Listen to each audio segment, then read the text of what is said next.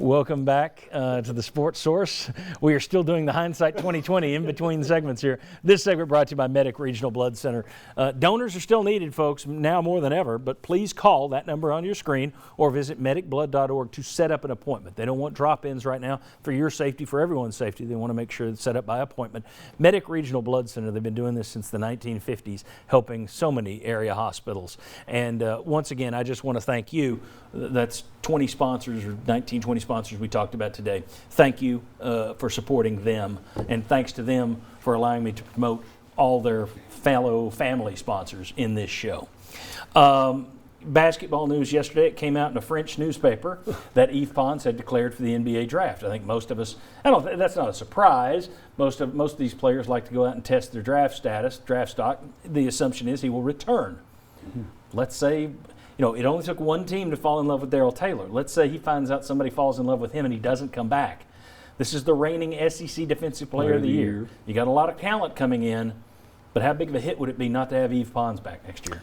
I think it would be significant. I mean, this is your returning SEC Defensive Player of the Year. This is a guy that the Tennessee coaching staff tells you can guard anywhere between the 1 to 5 players on the court. He had 73 blocks at tied a school record. And he got better as an offensive player too. Yeah. His three-point shooting got better. His overall shooting was better. His points per game jumped from 2 to 10, something like that.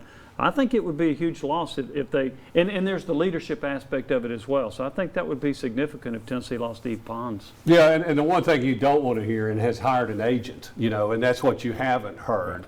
And you let him tell him that he's probably a mid-second round pick. I mean, because he's 6'6", 6'7". There's a lot of guys 6'6", 6'7". He needs to develop a move to the basket. The power move to the basket.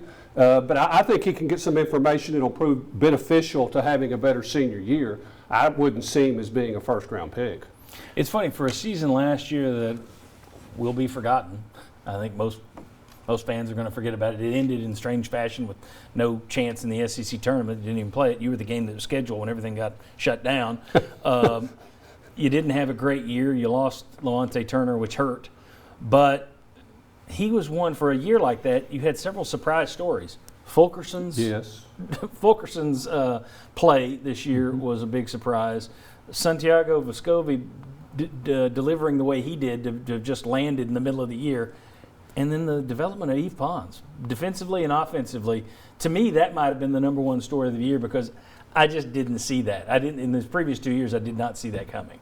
I saw him as a really good defensive player who could get you free rebounds. Yeah. I didn't see a guy that was going to turn into a decent three-point shooter. Yeah. He shot about 35% from three, and he also had a nice jump shot in around the basket where he elevated quite a bit. So I was impressed with what he did. I did see one mock draft that projected him in the first round. Wow. That would really surprise me. I think he'll go the Admiral Schofield route, and that's test the water and come back. Very good. Jimmy Hyams, Chuck Cavaleris, and thanks to Ryan Callahan who came by earlier.